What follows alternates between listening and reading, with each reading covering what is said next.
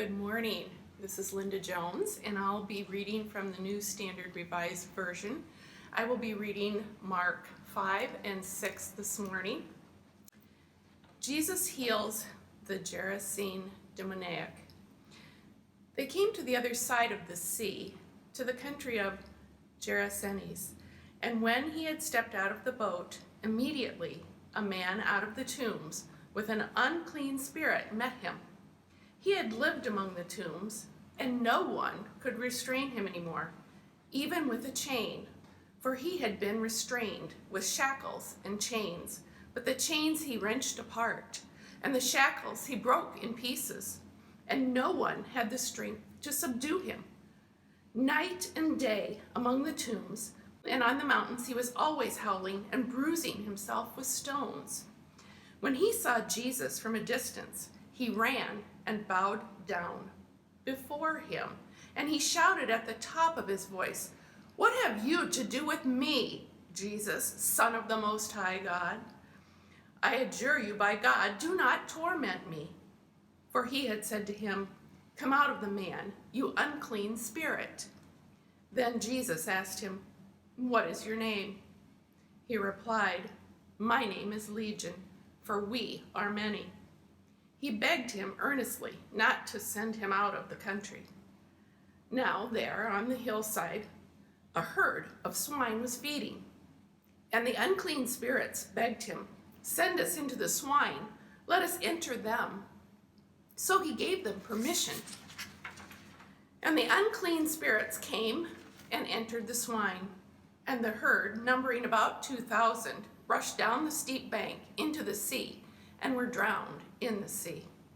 The swineherds ran off and told it in the city and in the country. Then people came to see what it was that had happened. They came to Jesus and saw the demoniac sitting there, clothed and in his right mind, the very man who had had the legion, and they were afraid. Those who had seen what had happened to the demoniac and to the swine reported it. Then they began to beg Jesus to leave the neighborhood. As he was getting into the boat, the man who had been possessed by the demons begged him that he might be with him. But Jesus refused and said to him, "Go home to your friends and tell them how much the Lord has done for you and what mercy he has shown you." And he went away and began to proclaim in the Decapolis how much Jesus had done for him, and everyone was amazed. A girl restored to life and a woman healed. When Jesus had crossed again in the boat to the other side, a great crowd gathered around him, and he was by the sea. Then one of the leaders of the synagogue, named Jairus, came, and when he saw him, fell at his feet and begged him repeatedly, "My little daughter is at the point of death. Come and lay your hands on her, so that she may be made well and live." So he went with him. And a large crowd followed him and pressed in on him. Now there was a woman who had been suffering from hemorrhages for 12 years. She had endured much under many physicians and had spent all that she had, and she was no better, and rather grew worse.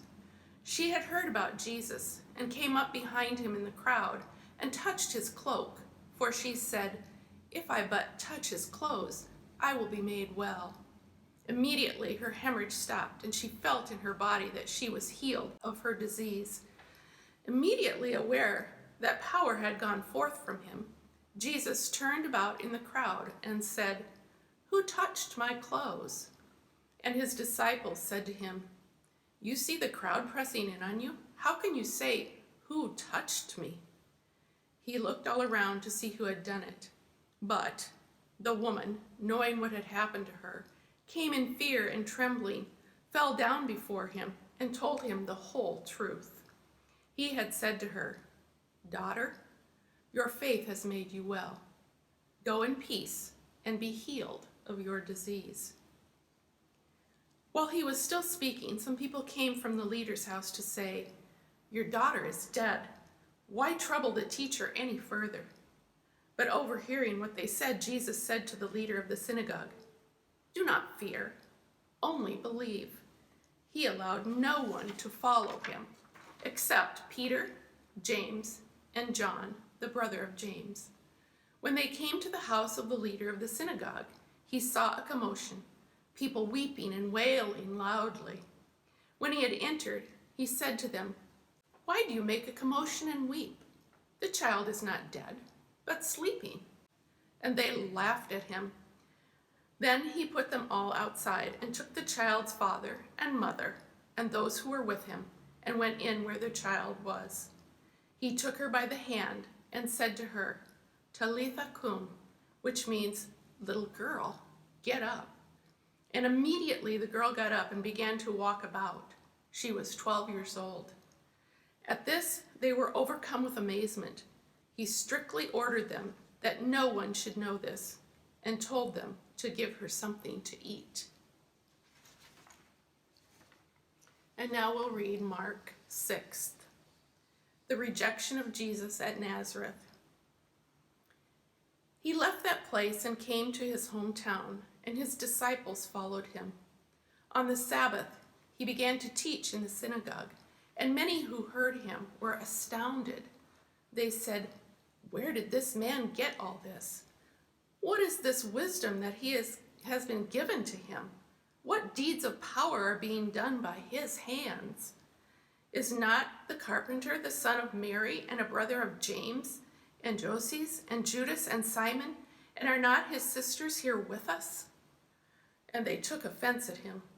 Then Jesus said to them, "Prophets are not without honor, except in their hometown, and among their own kin, and in their own house."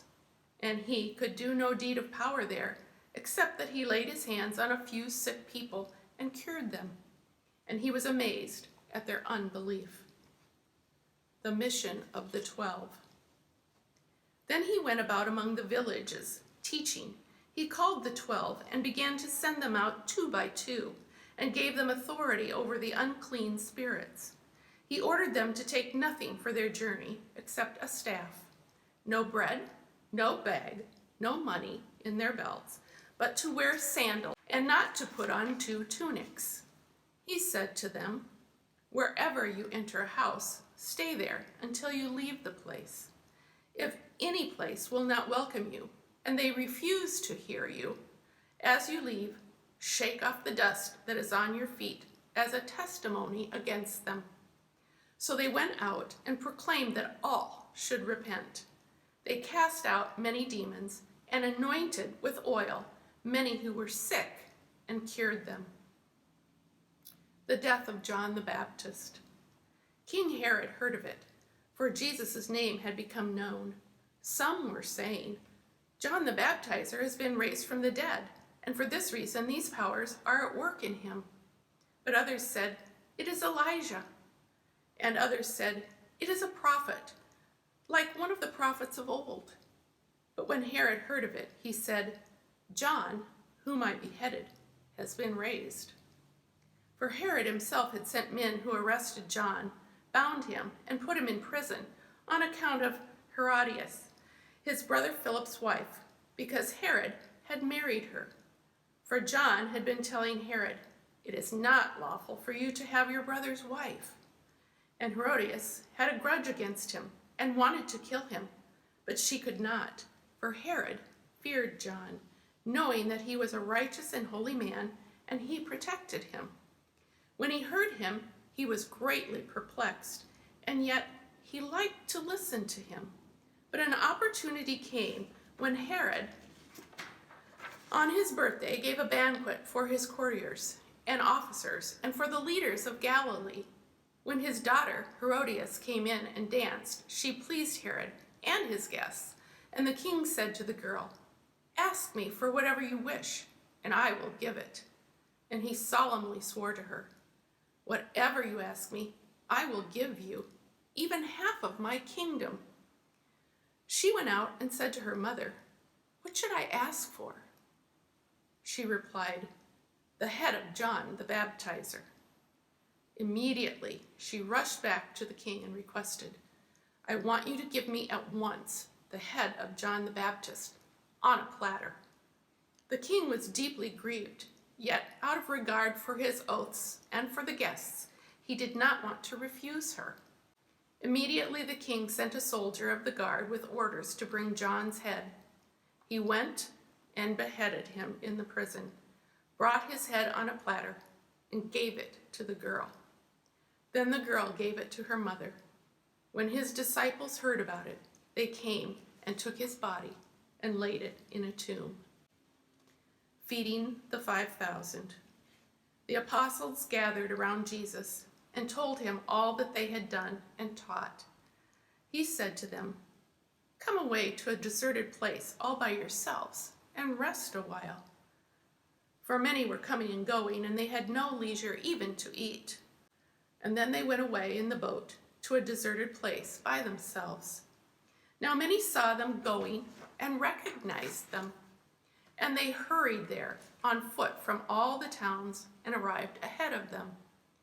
As he went ashore, he saw a great crowd, and he had compassion for them, because they were like sheep without a shepherd.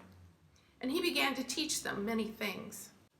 When it grew late, his disciples came to him and said, "This is a deserted place, and the hour is now very late. Send them away so that they may go into the surrounding country and villages and buy something for themselves to eat." But he answered them, "You give them something to eat." They said to him, "Are we to go and buy 200 denarii worth of bread and give it to them to eat?" And he said to them, "How many loaves have you? Go and see." When they had found out, they said, 5 and 2 fish. Then he ordered them to get all the people to sit down in groups on the green grass. So they sat down in groups of hundreds and of 50s. Taking the 5 loaves and the 2 fish, he looked up to heaven and blessed and broke the loaves and gave them to the disciples to set before the people. And he divided the 2 fish among them all. And all ate and were filled. And they took up 12 baskets full of broken pieces and of the fish. Those who had eaten the loaves numbered 5,000 men. Jesus walks on water. Immediately, he made the disciples get into the boat and go on ahead to the other side, to Bethsaida.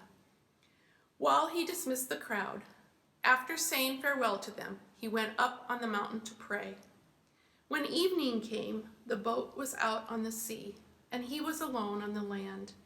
When he saw that they were straining at the oars against an adverse wind, he came towards them early in the morning, walking on the sea. He intended to pass them by, but when they saw him walking on the sea, they thought it was a ghost and cried out. For they all saw him and were terrified. But immediately he spoke to them and said, "Take heart, it is I. Do not be afraid." Then he got into the boat with them, and the wind ceased, and they were utterly astounded, for they did not understand about the loaves, but their hearts were hardened. Healing the sick in Gennesaret. When they had crossed over, they came to the land of Gennesaret and moored the boat. When they got out of the boat, people at once recognized him and rushed about that whole region and began to bring the sick on mats to wherever they heard he was. And wherever he went, into villages or cities or farms, they laid the sick in the marketplaces and begged him that they might touch even the fringe of his cloak. And all who touched it were healed. That ends the reading.